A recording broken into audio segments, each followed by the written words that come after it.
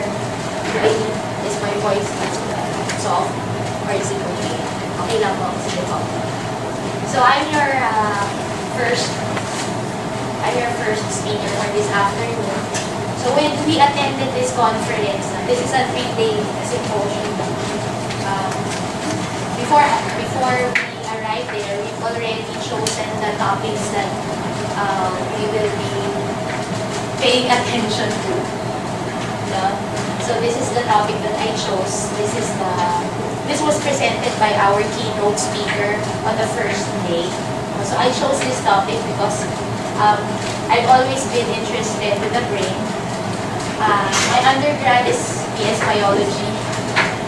So we do a lot of studies on neuroscience and the brain. So I was intrigued by this. So why is sign language good for your brain? And this was presented by Bencie, Woll. So to give you a short background about that speaker, so this is Bencie Woll. She's currently the director of the Deafness Cognition and Language Research Center at the University College of London. Okay? And her academic background is all in linguistics. From her college degree to her PhD, it's all in linguistics.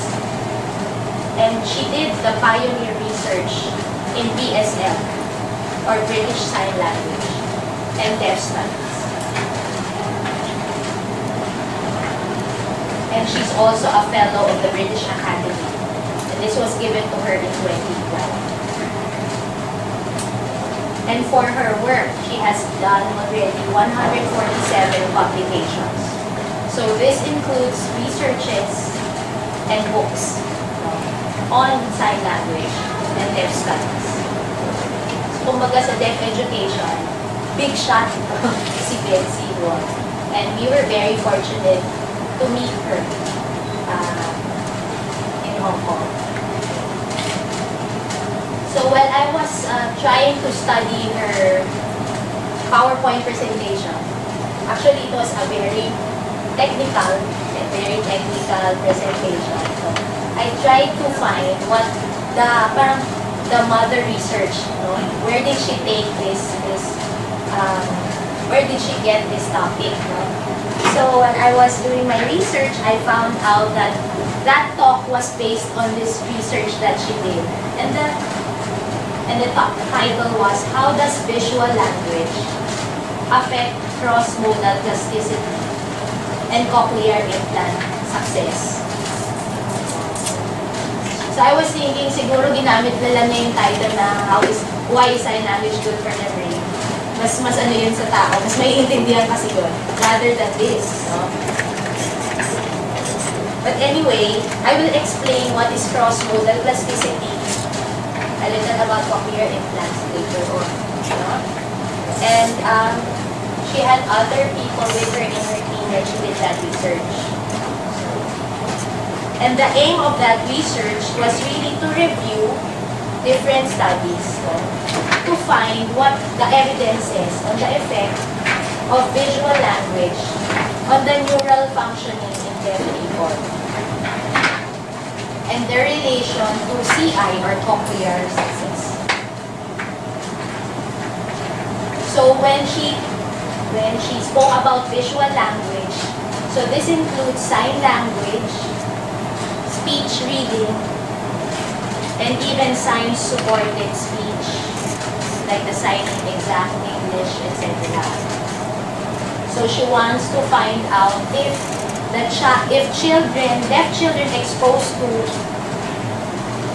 a visual language, prior to cochlear implant, will affect the development of their speech. So I'll just show you a brief background about the brain. So we know this is our brains, okay? And these are the primary areas that work together to process language. So we have the primary visual cortex, This one. So this processes whatever we see.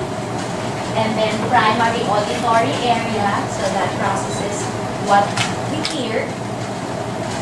Wernicke's area, so this processes the language itself, the linguistic components, the meaning part of the information, etc. And then the Broca's area, that helps in the speech production, and also the primary motor cortex, so that directs the mouth, the oral faculties, etc. The primary somatosensory cortex, so that area processes the information gathered from the senses, the touch, and then the inferior parietal lobule. So this helps process all the information gathered in the different areas. So yeah, basically, yun yung mga parts of the brain involved in language. Okay. Now, in that brain, we know that there are neural networks. Okay. So for example, you see that image. So those lights there are the electrical impulses being produced by the neurons. And these neurons are the cells of the brain. And then each time they spark, they create connections or networks. The more they spark, the more they're stimulated, the more networks or connections they make. So they look like this. And you see the connections of one neuron to the next. And according to research, our brain has 86 billion neurons. Imagine that. Compared to the population of the world now, we're 7.2 billion. We're just 7.2 billion. And we see in our brain, there are 86 billion neurons working together. Okay. So that's the brain. And remember the title of the research is, what is the effect of visual language on cross-modal plasticity of the deaf? What is this cross-modal plasticity? What is the meaning of this? So, cross-modal plasticity is the change in the neural network due to deprivation of a sensory system, such as deafness. So, meaning, there are changes in the brain because of the lack of sense of hearing. So technically, hearing people and deaf people, of course, they have the same kind of brain. However, the networking is different in some areas. Okay? Let me go back to the picture kanina. Because the deaf, assuming that they're completely deaf, they cannot hear, what happens is, when they get information through their eyes, the primary visual cortex is the one really working hard. They process the information here. Okay. Cross-modal plasticity means that the neural networks here are very, what do you call it? They increase in number, they become stronger, compared to the auditory area, which is less stimulated. However, research shows that even if deaf people cannot hear, the signs that they see, are also processed in this part of the brain. So, hindi natin sinasabi na nothing happens. Actually, the auditory area assumes a different function.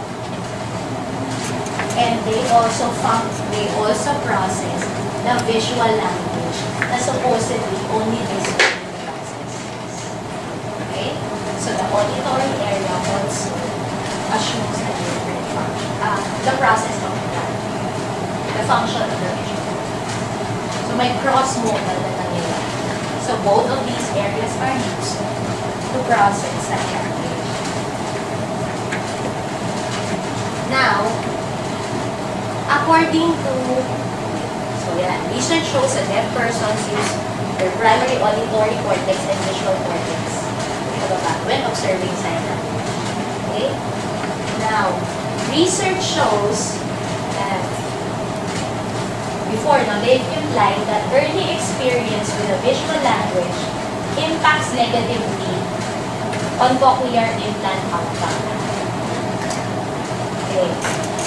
Meaning, learning sign language prior to cochlear implant will be detrimental to the child. Meaning the child will not learn how to listen and speak if he or she is exposed to sign language before the implant.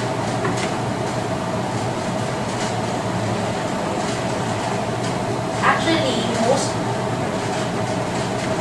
people really think that if you expose a deaf child to sign language first, they will not learn how to talk.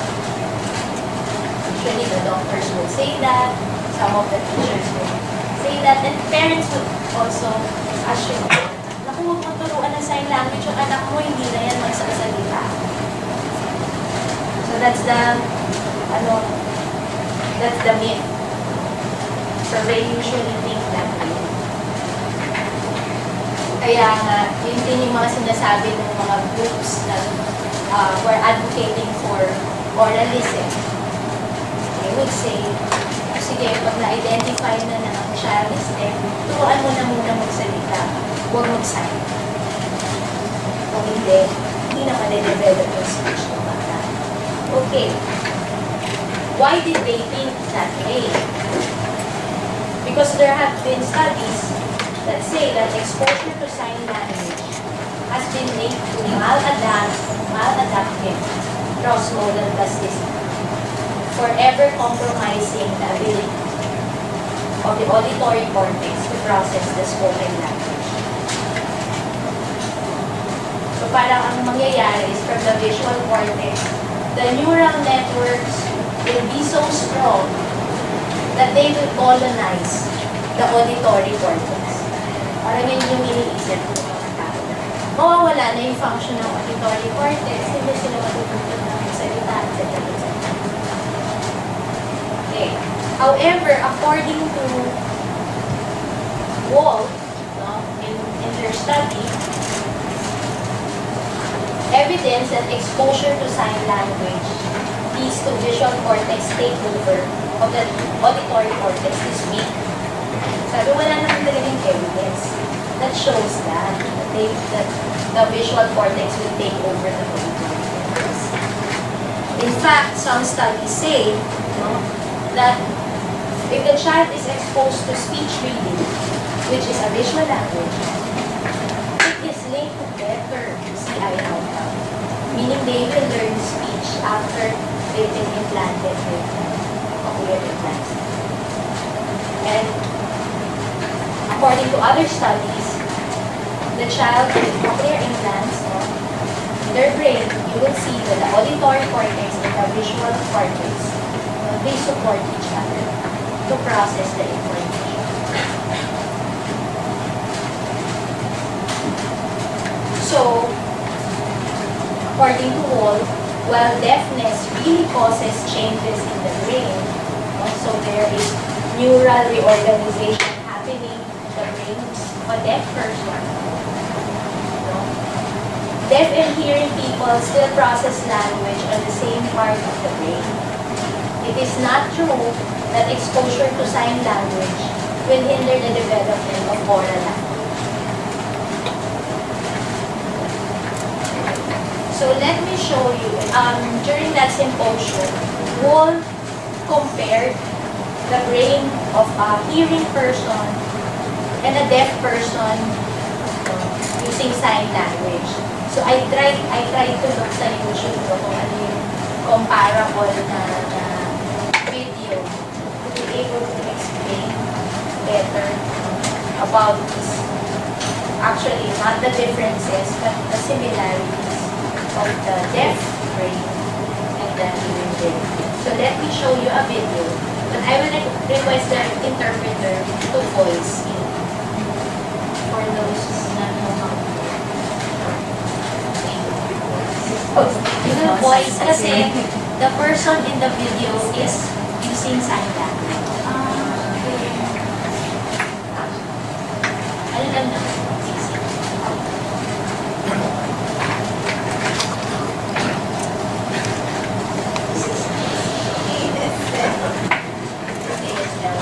Short lang naman to. Ready? Okay. Hello, how are you? Today, we'll be discussing about the connection of deafness. Many years ago, there was a wonderful deaf woman who had thoughts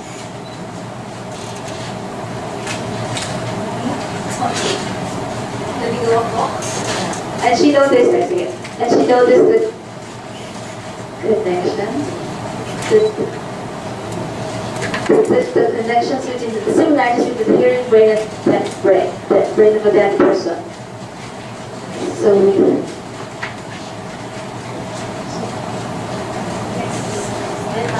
Like you read. Okay, sige. So, yeah, kailangan ko yung nakikita.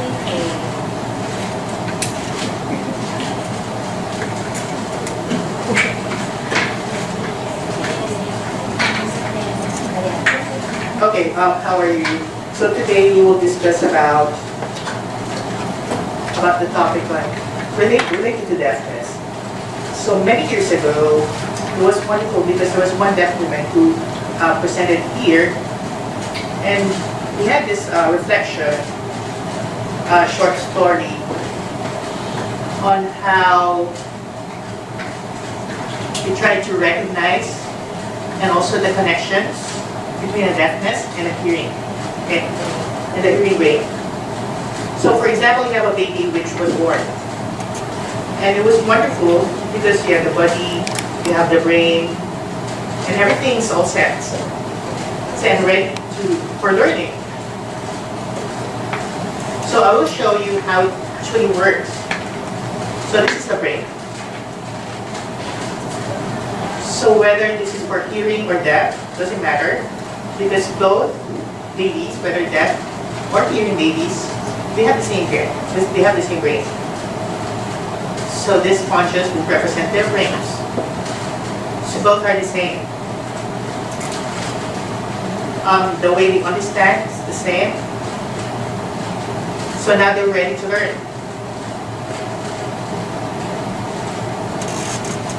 So what happens is that this is a hearing baby's brain. So when a hearing baby is born, right away they started to get exposed to language, to different sorts of information from the family, from their friends, from doctors, from television, from radio, all over the place. They're exposed to different kinds of information, which means that their learning is actually through their auditory, and it is being fed to the brain. So whatever comes into their ears, it gets fed up to their brains. So it's like a sponge. So this water will be the information. So we soak this brain in the information, and right away the water gets soaked up. So they hear information visually, auditorily. And right away, they get filled up with so much information. Now, let's compare it.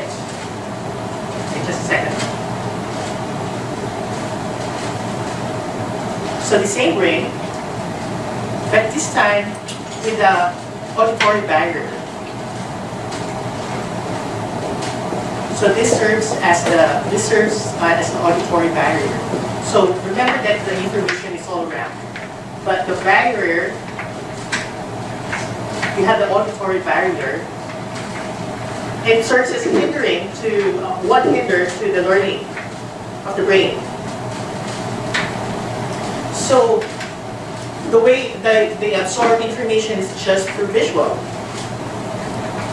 through speech, through oral, through the visual language, through sign language.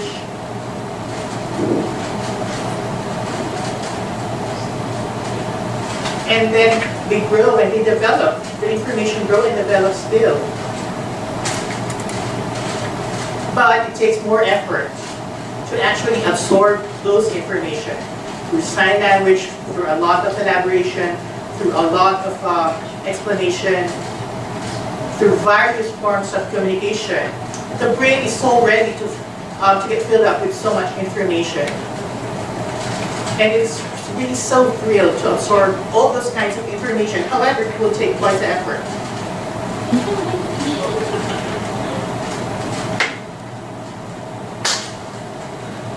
So you have sign language, you have hearing aids, hearing supported devices, you have cochlear implants,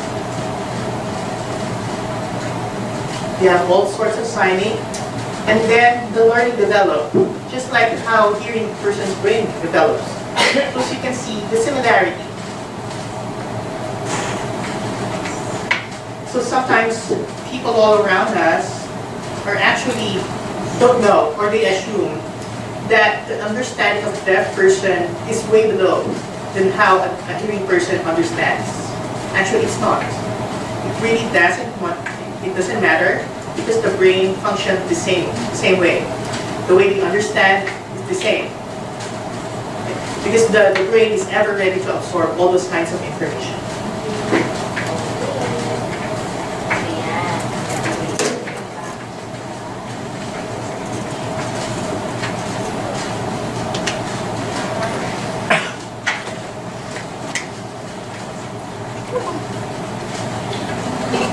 So, as you can see from the video, so the girl there explained that really the deaf brain and the human brain are really the same. Although, like I said, there are differences in the neural networks. So there is a reorganization happening in the brain that the auditory cortex would also assume the role of the visual cortex. Okay? So technically, that is the main point of that talk by Bencie. And here are the other important areas that she discussed. That there are critical periods of development. And the critical period for language development happens in early childhood. Actually, some researchers say that even if the baby is still in the womb, language is already being developed there. And then the sponge-like period really happens from birth till around 3 or 4 years old. So that's where language is really absorbed. So imagine a deaf person with no access to this language. So makikita na the probability of having a language lack is there. And then another important point is, if language is not learned during the critical period, there will be long-term language lags. And this happens most of the time to deaf people. Because usually, most of our deaf children are born into hearing families. And these hearing families are not ready, to have deaf children. So they do not know how to communicate with their deaf child. So they are not able to provide the exposure needed for language development for the child. And language is developed only when the deaf child is brought to a school. And most of the time, they're brought to school around 6, 7, 8 years old. So imagine, they missed the critical period already of language development. So talagang meron ng language lags. And these language lags affect their socialization, interaction with other people. It also affects them cognitively, academically. So siguro mapapansin mo, may deaf student, ganito, magsulat, wrong ang grammar, they have poor vocabulary, etc., etc. Because of this, late exposure to a language. And another important point raised, the brain processes all types of language because it is multimodal. So regardless of whether that's sign language or any other type of language, the brain is able to process it. So we cannot say na the speech is more superior to sign language. No, because the brain is able to process it. They say the brain is plastic. They call it plastic, meaning the brain is able to change their neural networks, is able to process any type of language and information. Another point, if the deaf child learns early sign language, they develop neural supports to support skilled language processing.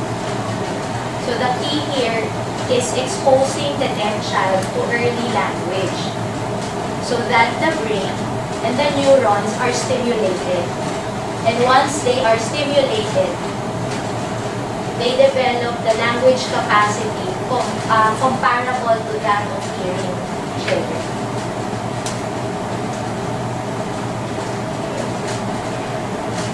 And it's possible that they will not experience language lags at all if they are exposed to early language.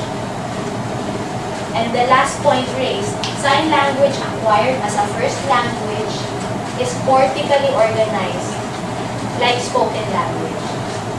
So deaf learning sign language as L1 develop language the same way hearing children develop spoken language.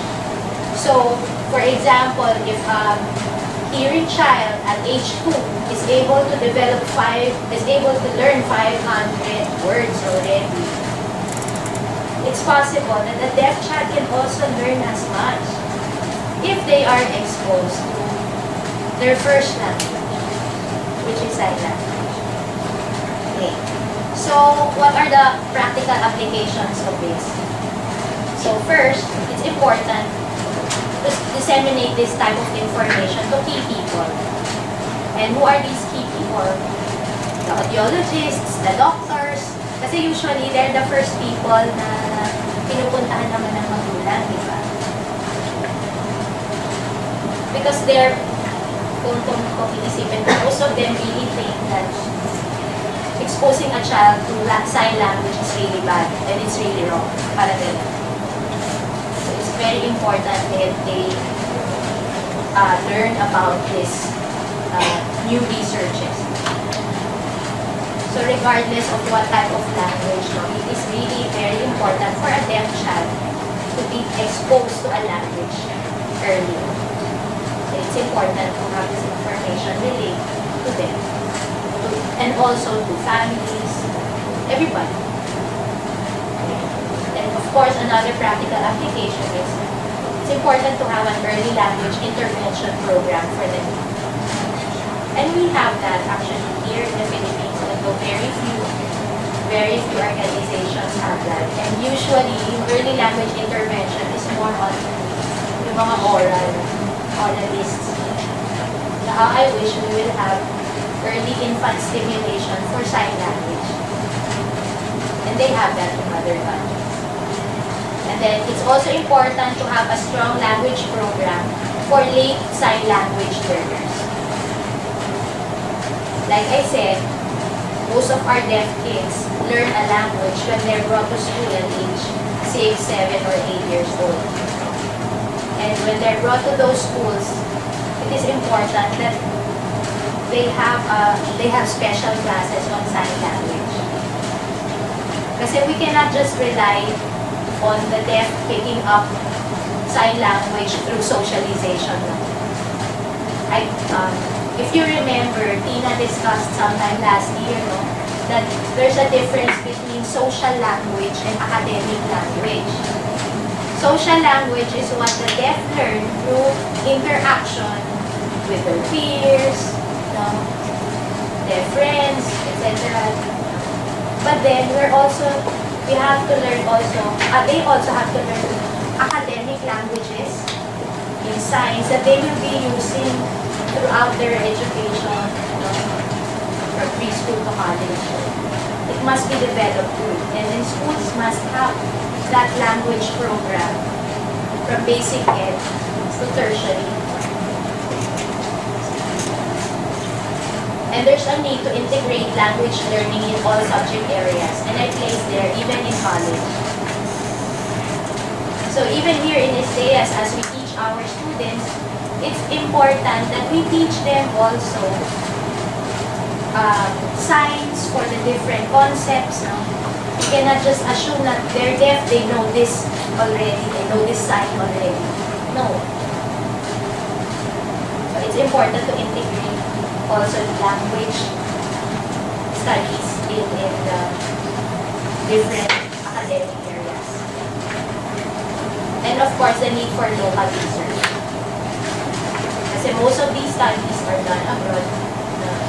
And we do not have this neuroscience studies yet, especially among deaf persons here in the country. I do not know if we have the technology, but maybe later on we will have this. So these are the practical applications of this. Okay, so that's it. Hope you learned something new.